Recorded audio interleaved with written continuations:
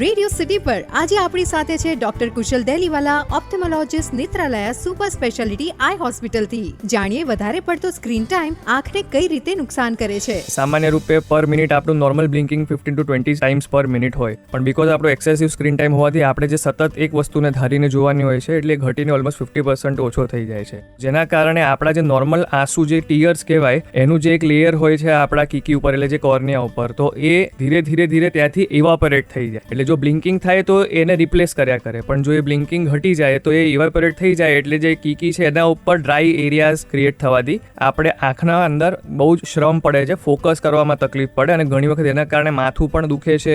ઘણી વખતે આપણા જે આઈ મસલ્સ હોય છે એ એક ફિક્સ પોઝિશનમાં આવી જવાથી જે ક્રેમ્પિંગ જેવું કહેવાય એવું ફીલ થાય. એટલે overall quality of work also reduces. આપણી આંખને પરમનન્ટ ઇન્ટરનલ ડેમેજ નથી થતું, પણ જે એક્સટર્નલ ડેમેજ થવાથી આપણું રૂટીન ઘણું ડિસ્ટર્બ થાય છે.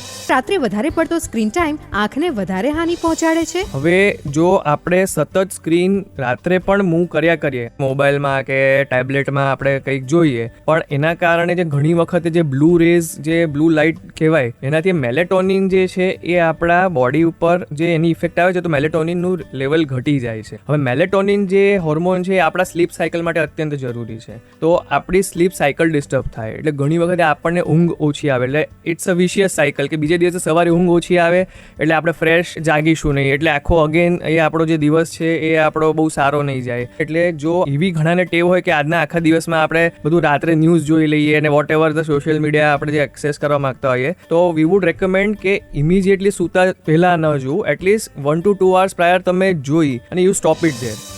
આઈડિયલ સ્ક્રીનનું ડિસ્ટન્સ અને પોઝિશન કઈ છે? When we talk about specific screen access, એક છે કે વોટ ડિસ્ટન્સ અને એક છે કે વોટ એંગલ. બંને વસ્તુ અગત્યની છે.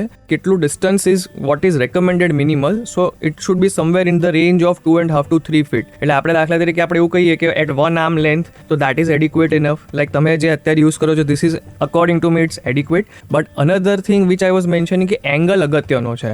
એટલે સપોઝ આપણે જો આપણા એક્ઝેક્ટ ફેસના લેવલ પર જો આપણે આપણું સ્ક્રીન રાખીએ, તો that is desirable.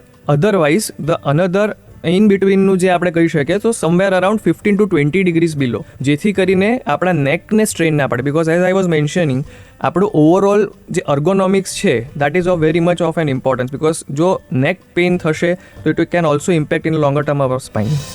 Issued in public interest by Ajanta Pharma.